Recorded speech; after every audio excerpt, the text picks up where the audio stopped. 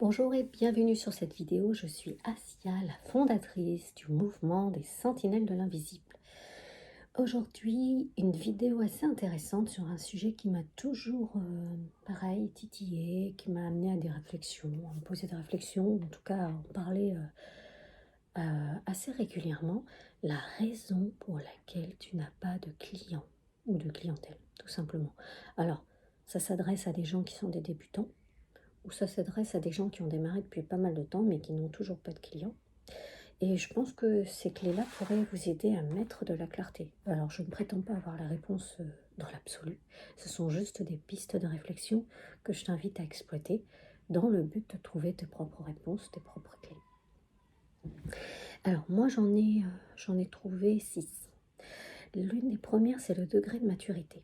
Pour moi, je pense qu'on attire des clients quand on est prêt intérieurement, quand on est dans cette maturité, ce degré de maturité, où on est capable de recevoir l'autre.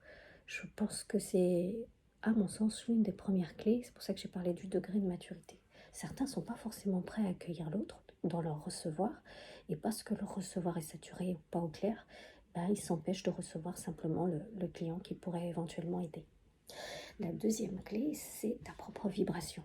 Ça veut dire quoi? Ça veut dire que tout est lié à ta propre vibration. Alors, ces clés-là, ce que je donne, c'est plus en lien avec les gens qui sont dans la dimension de l'accompagnement. Je ne dirais pas la même chose pour d'autres qui ont un commerce basique et qui ne reçoivent pas de monde. Quoique, il y a des similitudes, c'est évident. Mais là, je m'adresse beaucoup plus au monde du coaching, de l'accompagnement thérapeutique, holistique et tout ça. Donc pour moi, ta vibration est intimement liée à ta capacité à attirer des clients. Ça veut dire quoi? Comprends que ça veut dire que c'est en lien avec tes propres casseroles, tes propres prismes. Et ça veut dire que si tu es particulièrement chargé, encombré, que tu n'as pas veillé à nettoyer régulièrement les mémoires qui t'entravent et t'empêchent d'être plus en phase avec la vie, plus accueillant, il y a de fortes chances que ta vibration ne soit pas une bonne vibration pour pouvoir permettre aux gens de les accompagner tout simplement. Donc il y a un véritable job, il y a un véritable travail d'introspection pour pouvoir nettoyer, s'alléger régulièrement. Donc tout ce qui touche à la dimension énergétique, j'en ai déjà parlé, donc n'hésite pas à regarder d'autres vidéos sur ma chaîne à ce sujet, si tu souhaites approfondir cette clé. Troisième clé, ta disponibilité intérieure. Alors je sais qu'une fois je l'avais dit à quelqu'un, mais j'ai eu l'impression qu'elle n'avait pas compris ce que je voulais dire par là. Pour elle, elle me dit, mais moi je suis disponible pour les autres. Mais dans ton discours, ça semble pas l'être. C'est-à-dire que c'est comme si ton esprit était tellement encombré que tu n'es pas disponible dans ta vie. Tu n'as pas créé suffisamment de place intérieurement pour pouvoir être en capacité de faire abstraction de ce qui se joue dans ta vie pour pouvoir te rendre disponible pour l'autre. Et quand on se rend disponible pour l'autre, on est dans le don. Ça veut dire que malgré le fait que ta vie n'est pas simple, tu t'occupes de tes casseroles, mais tu as aussi la capacité de t'occuper des casseroles des autres, voire d'évoluer, de grandir avec ceux que tu accompagnes. C'est juste ça que je voulais expliquer et j'ai pas le sentiment que la personne l'ait compris totalement. Ensuite, qu'est-ce que j'ai noté? La quatrième, c'est ta psyché, ton paradigme. Alors, qu'est-ce que j'ai voulu dire par là? En fait, quand je réfléchis bien, je me dis que tes croyances créent ta psyché. Ça veut dire que ton propre conditionnement, parce qu'on est depuis notre incarnation, on est littéralement bombardé par le conditionnement de la société, par nos éducateurs, par notre famille, qu'on a une forme de pensée, une façon de penser qui est en lien avec notre environnement, avec les gens qui nous ont élevés, et nous sommes conditionnés par la société et tout le reste.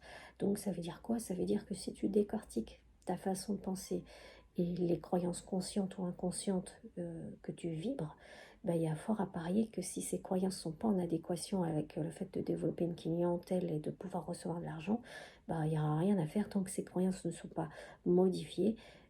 Tu ne vas pas pouvoir accroître, grandir à travers ton activité. Donc c'est revisiter la manière dont tu penses, ce en quoi tu crois, et t'autoriser à dépasser la norme familiale, parce que pour certains, pour la plupart, on est quand même challengé sur cet aspect-là. Il suffit qu'il y ait peu de gens qui ont été indépendants dans notre famille, bon, ça va être difficile pour nous. Ou alors l'inverse, j'ai déjà vu des gens qui faisaient partie d'une famille d'indépendants, mais puisque cette famille d'indépendants avait échoué, forcément que ils n'étaient pas à l'aise avec le fait que leur enfant soit aussi indépendant, puisqu'ils avaient le sentiment qu'il allait répéter la même histoire, alors que pas du tout, en fait. Nous sommes aussi des moutons noirs et nous avons aussi la possibilité, à un moment donné, de trancher et de créer notre propre histoire. Voilà. Ensuite, la cinquième clé plutôt, c'est la mission. Et quand je parle, c'est l'alignement, c'est-à-dire est-ce que tu es en cohérence, en congruence avec la mission, avec la coloration et l'énergie avec laquelle tu reviens. Est-ce que tu es en phase? Est-ce que tu es véritablement à ta place? Ou est-ce qu'au contraire, c'est pas là que tu es attendu et qu'on t'attend à un autre endroit? Dans ces cas-là, il est normal que tu ne puisses pas développer de clients, de personnes que tu puisses accompagner.